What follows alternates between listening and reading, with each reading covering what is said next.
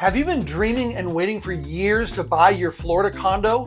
What if I were to tell you that your homeowner association is about to hit you with a $100,000 special assessment?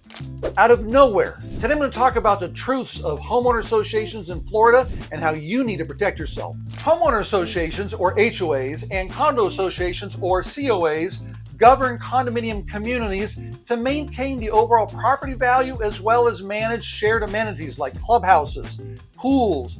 And in Florida, like they are in most states, they're regulated by the government. Sounds good, right? But here's the catch. HOAs collect monthly fees and can also impose special assessments on unexpected expenses. And they typically charge HOA monthly fees anywhere from about $150 all the way up to $3,000 or more, depending on the amount of amenities.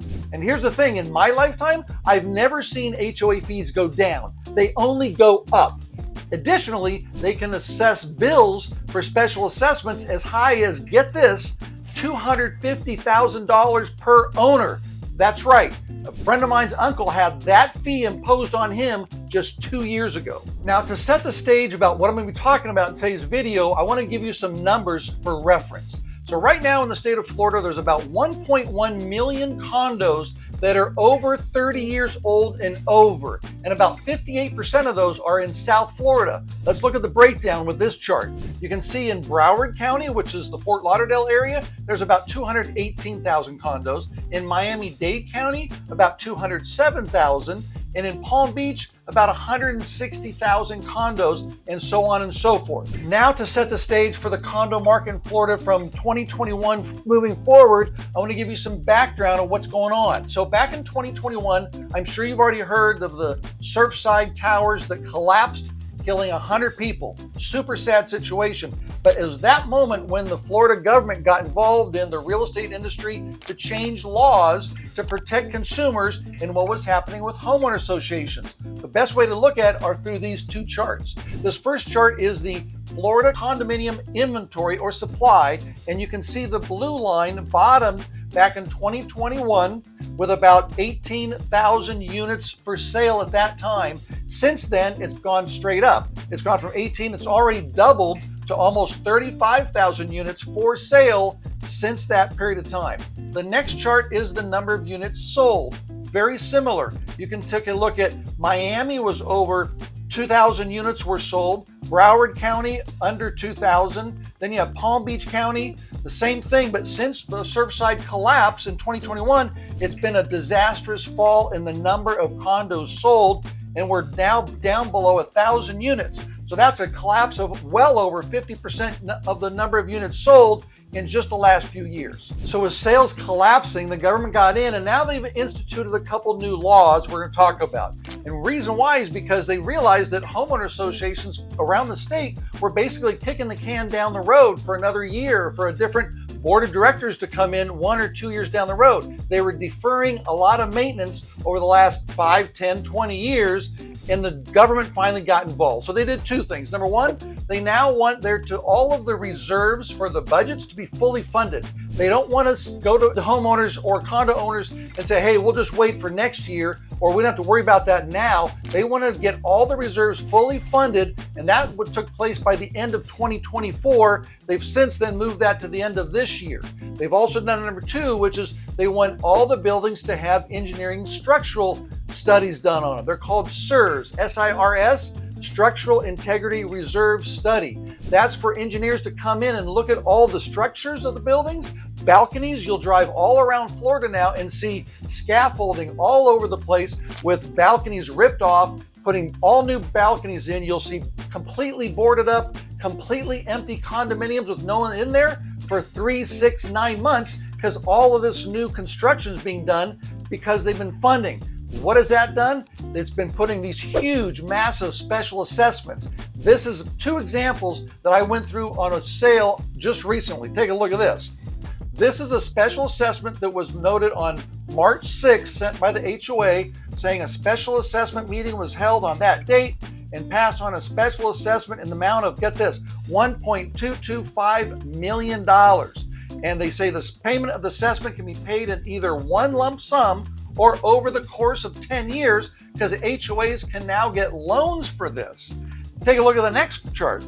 This is the actual assessment per unit. So here's a group of units, and on the left you see a paint assessment of $250,000. On the right you have a roof assessment, and you go down, the individual paint is anywhere between $4,600 to $5,600, and then the roof assessment cost per unit $14,000 for a total on the bottom right there.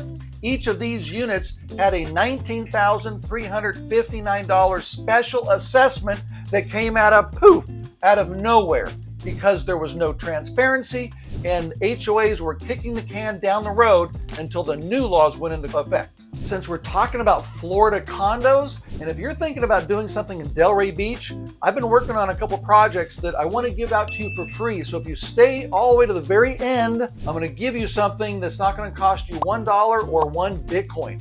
Stick around to the end. So those fees are crazy, but at the core of this is one word: transparency. And I know this is where I'm going to get a lot of hate mail and people saying I'm nuts, that I should be stopped talking about what's going on here. But take a look at this. Here's 4 points that really come to the core of what's happening.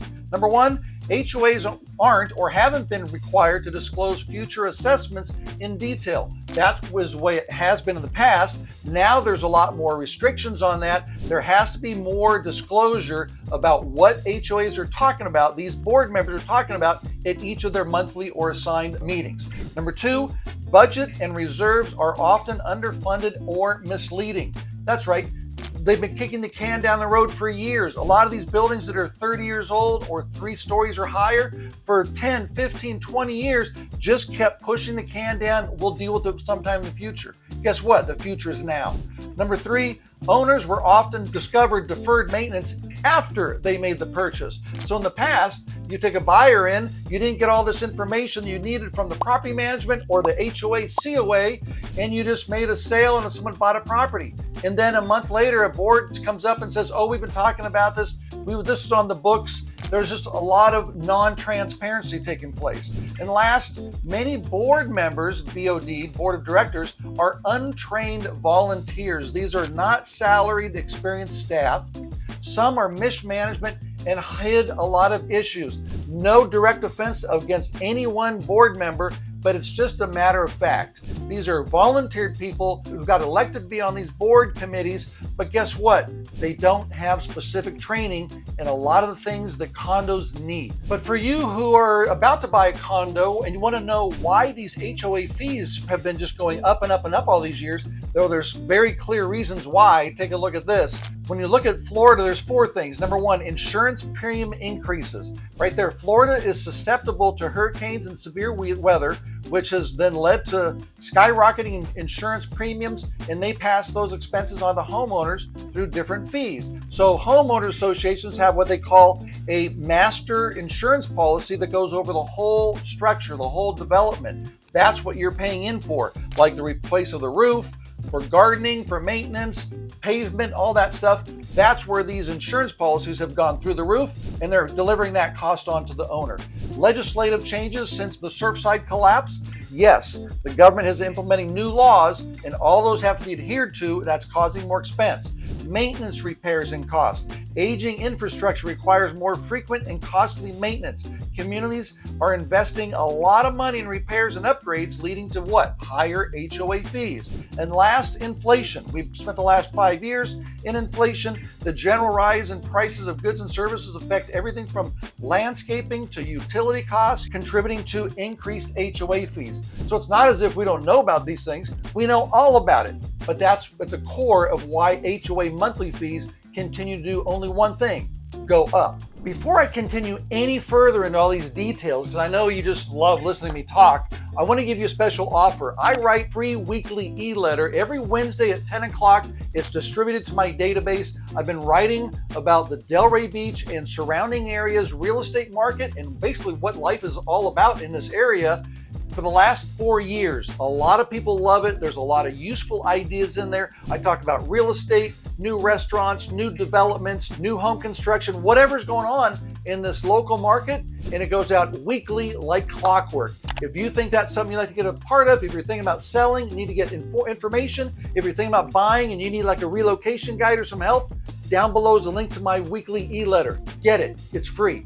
So as a future buyer of a condo, what are some of the red flags that you need to be aware of before you make the purchase and working with a real estate agent? Look at these red flags. Number one, low monthly dues. You might walk into a condo where the dues are only, I don't know, $300 or $400 a month, but it's on the beach, and you're thinking, everything else I've looked at is $800, $900. If something looks wrong, there's probably something wrong.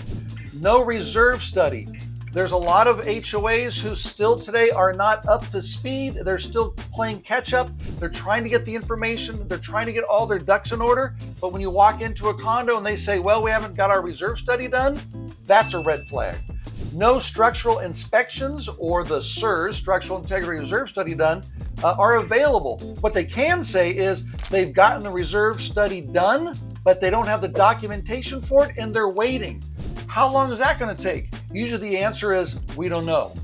Vague or missing meeting minutes. I can't tell you how many times I've asked the property management company to get the HOA meeting minutes for the last year. We need those. Is the most current one, and when is the next one coming, so we understand what's happening based on the history of the meetings. Deferred maintenance is visible. If you're walking around and seeing things not looking good, that's a massive red flag. Are there any legal disputes that have come upon? All that should be in the board meeting minutes.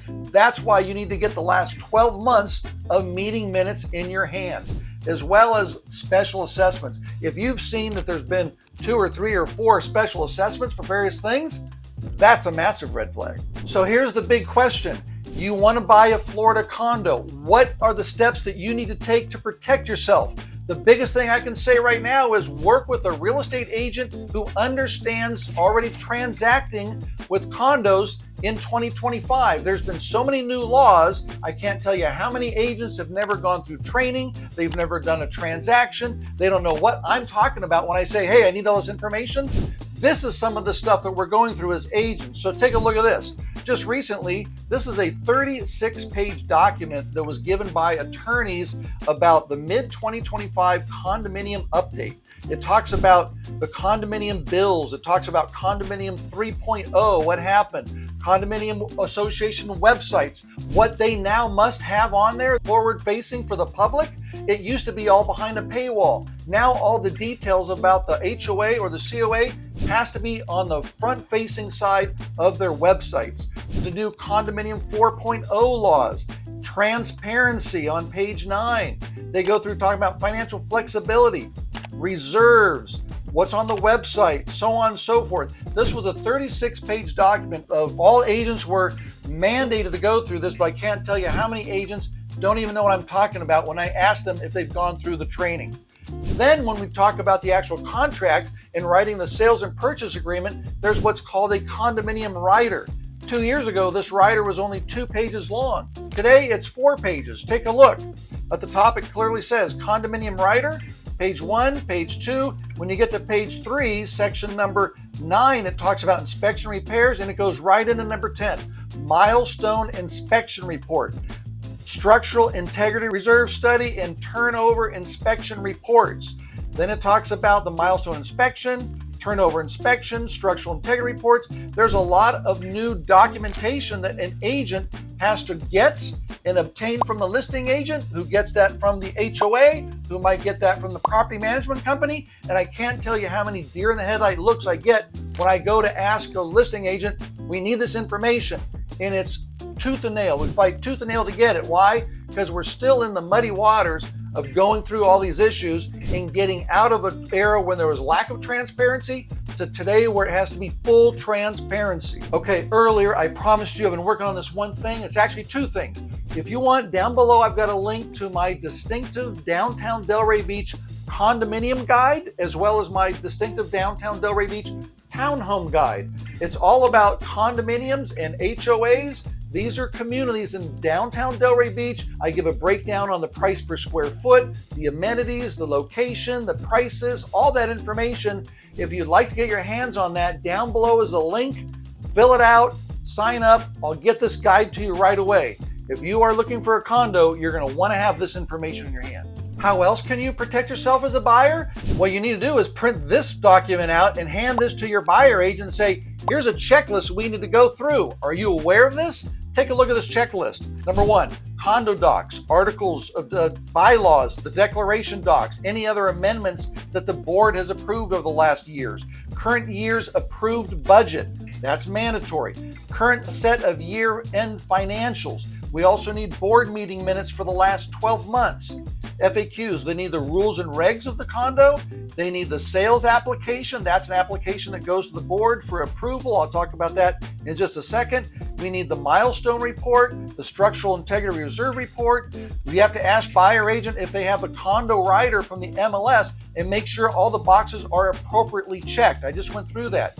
I'll talk about the important restrictions like minimum credit scores and income requirements for your HOA approval process, as well as get a copy of the master insurance policy for the community for the building. This is mandatory. It's a simple question. There's no reason why you can't get that in your hands.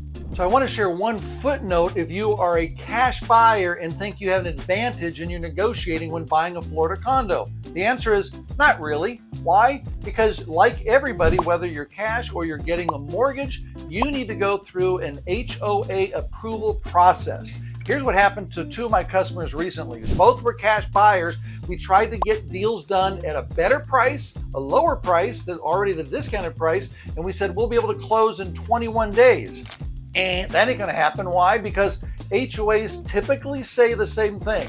It takes us about 3 to 4 weeks or 30 days to get the approval process done. That is a completely ridiculous statement. I've been talking about this in my weekly e-letter. I'll talk about how to get that free down below. It's ridiculous. There's no reason why an HOA approval should take 4 weeks. There's a 2 or 3 days process for the property management company to do your background check. Then they send that to the board, and the board might not be meeting for another 3 or 4 weeks. So then it gets on their table 3 or 4 weeks later for approval. That should not happen. But in today's world, we got to deal with what it is. It is what it is. So if you plan on having a quick sale and giving yourself a negotiating advantage because you have cash, sorry.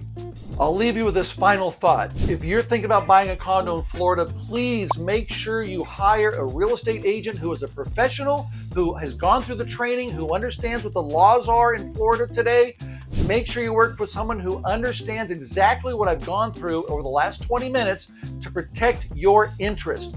There are speed bumps, there are roadblocks everywhere in buying condos today. You need to be prepared. The devil is in the details. It's paramount that you work with a special agent who knows exactly what they're doing and has experience doing it. And guess what?